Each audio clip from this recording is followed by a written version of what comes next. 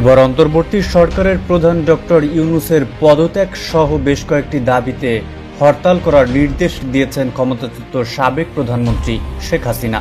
এমন একটি call record ফাঁস হয়েছে। 2008 সালে নবম জাতীয় সংসদ নির্বাচনে সংখ্যাগরিষ্ঠ আসন পেয়ে ক্ষমতায় আসে আওয়ামী লীগ, আর দলটির সভাপতি হিসেবে প্রধানমন্ত্রীর আসনে বসেন শেখ হাসিনা।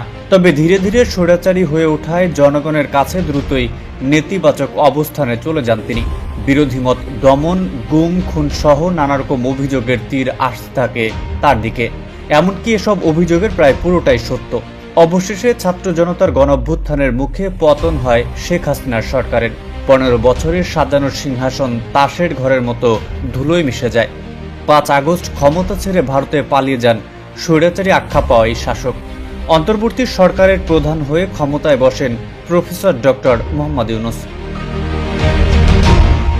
ক্ষমতা হারানো শেখ হাসিনা ভারতে অবস্থান করে সেখান থেকেই নেতাকর্মীদের নির্দেশ দেওয়ার নানা ফোন কলের অডিও সামাজিক যোগাযোগ মাধ্যমে ছড়িয়ে পড়তে থাকে।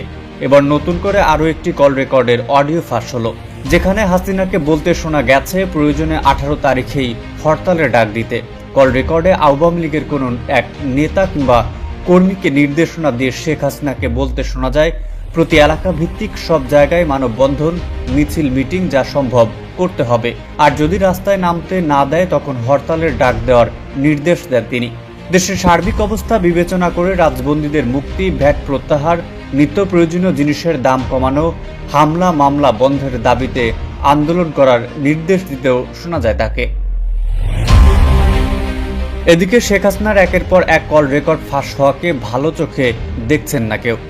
বিশ্লেষকরা বলছেন, শেখ হাসিনা ভারতে বসেই সক্রিয় হচ্ছেন। এমনকি সেখানে বসেই তিনি নেতাকর্মীদের উস্কে দিয়ে তাদের জীবনকে হুমকির মুখে ফেলে দিচ্ছেন। নেটিজেনরা বলছেন, 20 জানুয়ারি ট্রাম্পের শপথ ঘিরে শেখ হাসিনা ইস্যুতে ভারতে মোদী সরকার নতুন ষড়যন্ত্রে লিপ্ত।